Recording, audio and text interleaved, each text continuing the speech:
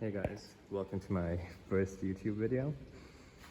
And here it is, my E39 collection. So this one's my daily driver and my pride and joy, a 530i, and that one's a 525i. I actually got this car, the black one, just for a parts car, and mainly the rims. Actually, I'll explain in a bit why the rims. I actually got this car for super cheap. I got this for 2,000 Australian dollars. Just for comparison, that one cost me 8,500, and then I had to put in another 1,000 to get it on the road in perfect condition. Right now, this car has no faults, no problems, nothing. Service has been complete, all major services. The rotors, brakes, the rotors, disc brakes, everything replaced. Got the front control arms replaced. Everything mechanically, everything electronically works perfectly on this car. And we actually got this car dyno tested, because I think straight from the factory this produced 228 bhp, but after the dyno test we found out this actually makes 224. So not bad at all for 20 years. 4 horsepower for 20 years, that's nothing.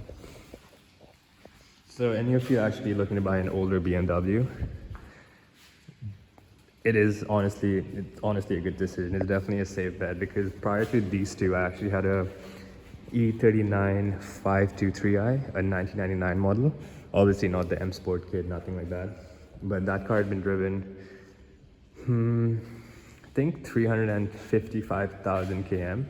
In comparison, this one's been driven 191,000, the silver one. And this one's hitting close to 260,000. But they both still feel, because when I gave that car in for repair, the repair shop actually gave me a loaner Toyota. What was it? I think it was an Echo. Whatever. It was a much newer car than both of these, but it definitely, obviously, wasn't as good on the inside, and definitely didn't feel as good to drive. The engines are way powerful on these. So it's definitely worth the money, because you can buy these for super cheap. This one was expensive, but in general, you can pick these up for pretty cheap, especially if they're not in the best condition exteriorly. But internally, I feel like most of these cars hold up pretty well. Even mechanically, they hold up pretty well. Because this one's done 260, and I drove it back around 2 hours from where I picked it up. Didn't miss a beat even once. I was pretty much on the highway for 2 hours going at 100, no problems at all. Because initially, when I found out this car was for 2K, I actually called up RACV to arrange an emergency roadside pickup, because I had a feeling this car was going to stop on the side of the road. But yeah, it did not let me down. And another thing with at least my history of owning E39s, I had my 523i for I think around 5 years. When I say never, it never left me stranded on the side of the road. And I'd go for pretty long trips in that car, maybe like 2-3 hours at once, and never overheated, never gave me a warning light, no nothing. All right, so yeah, the rims. So the main reason I want the Star 66 rims to replace my 19-inch BBS is because the back right rim actually has a crack on the inner wall. So when I'm driving on the highway, I can definitely feel the car vibrating a bit. And even if it wasn't vibrating, I still would get it changed, because it's just, a safety issue. I don't want to get this car wrecked, so definitely going to get that changed. Another reason, I really like the rims, but another reason I want them to be changed is because they're 19-inch, so they're obviously heavier than the 17-inch. And the other thing is the front rims actually have a spacer in the back, which kind of affect the geometry of the car, because when I'm taking a corner or something, I definitely feel I need to be putting some extra input in order to make the turn properly. But in comparison to the 525i, the 525i definitely feels much lighter in corners.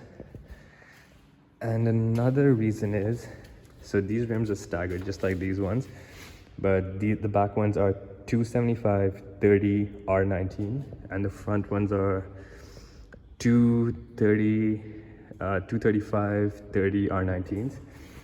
And these cars, the E39, they can't really fit that wide wheels or that big wheels. So you can, if you can tell, I don't know if you can tell on the camera, but they actually cambered a bit. There's a bit of a negative camber, so I need to get all that replaced. I mean, even with all this, all these mods done to the car still feels much more capable than the 525i. What else? All right, let me just show you, because I even got the LED conversion on the light, so I'll just show you what that looks like. And I'll show you, give you a quick tour on the inside of the car. Let me turn this one on too, so you can compare the OEM headlights versus the LED ones. And tell me in the comments below which one you prefer, because I definitely prefer the silver one. So here it is. Give you a better angle. Maybe you can take a screenshot and just compare it side by side. You really want to see the difference. But yeah, even the rear lights have been modded to LED. And by the way, it's not just the angel eyes that have been modded, it's also the headlight. So at night it definitely illuminates the road more than the black one. I'll just show it to you. That's the wrong key.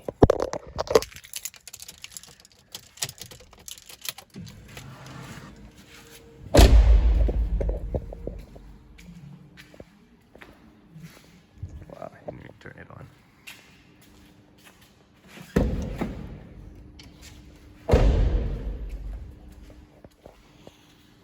See, I definitely prefer the look of this one.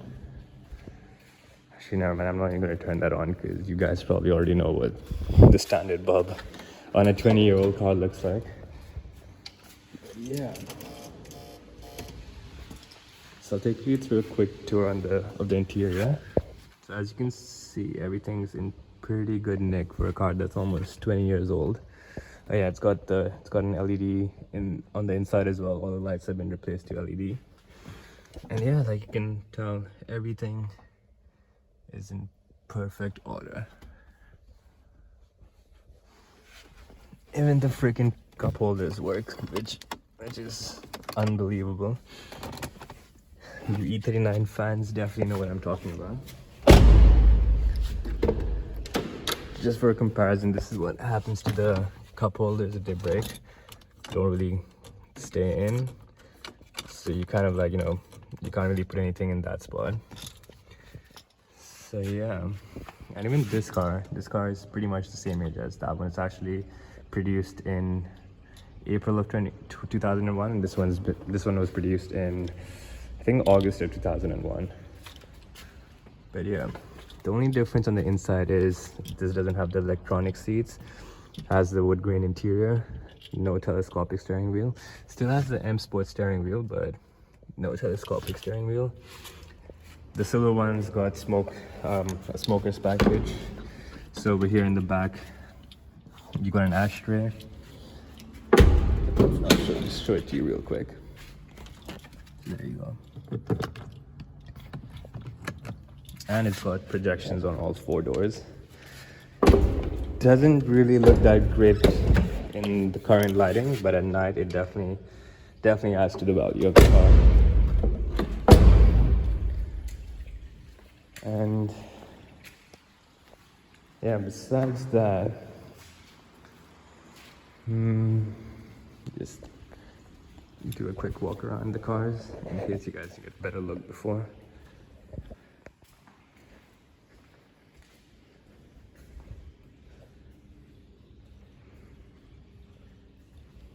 And just to show anyone who's, you know, kind of hesitant to buy an old BMW, so this one's in quite bad condition. As you can tell with the door, it's not really been taken care of on the exterior at all. Like you can see the paint's in shit quality. The headlights haven't been buffed. Not buffed, I mean polished.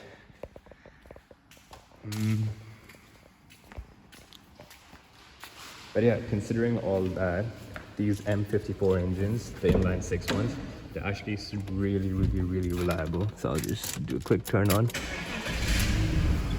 See? No problem at all. And it's hitting 261,000. Yeah.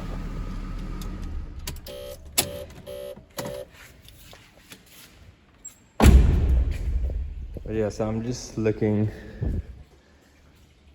to swap the rims, and one more thing, swap the rear diffuser.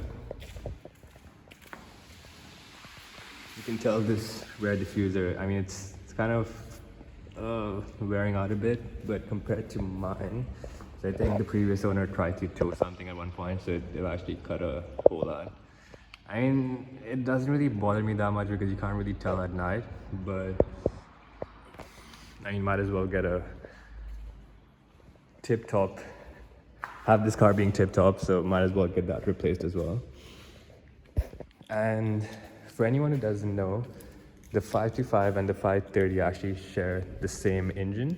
It's only the cylinder walls are like bigger. So I think this one is a 3 liter and that's a 2.5 liter. So the interesting thing about the 530 compared to the 525 or even my previous 523i is, I know it's going to sound kind of ridiculous, but this is actually more fuel efficient than the smaller engines. The reason being, like I said, the 523i and the 525i kind of struggle going uphill, or like, you know, kind of struggle when they're just taking off, whereas the 530i barely struggles. So when you see the tachometer, the speedometer or whatever, the 525, the 523i, you can always see the RPMs going up quite a bit, especially during takeoff. But with this, it's always quite low, below 2000. So yeah, that definitely adds to your fuel economy, especially when you're in start and go traffic, especially city traffic. On the highway, I think the 525i and the 523i are more fuel economical, but in urban and in city driving, the 530i is definitely more fun to drive and definitely more fuel efficient. And the interesting thing is, so this is the M54 has the inline 6 engines, and the E39 actually came with 2 V8 versions. Actually, three V8 versions. There was the 535i, the 540i, and then there was the M5, which had the 4.4 liter V8 producing 400 horsepower. But from what I know is, the inline 6 actually had they actually have better steering because I think it's a rack and pinion, whereas the 540 has the, what is that called? Can't remember what it's called, but it's basically, these ones are definitely better because the 540 has the steering column which is not too different from the E34, which was produced from 1990 to 1994, plus minus a year, I guess. And yeah, so compared to the V8, the 535i compared to the 530i, the 535i made 231 horsepower from the factory, and this made 228. So just a 4 horsepower difference. But in terms of maintenance cost, the inline 6 are definitely cheaper because they don't have the timing chain issues, the U timing chain issues that the 535 and the 540s had. So in terms of maintenance cost versus what car you're getting, I feel like the 530i is the sweet spot because it's got the fuel efficiency, it's got the reliability, it's got pretty much the same power as the 535. Obviously the 540 is much more powerful, it's got 292 horsepower.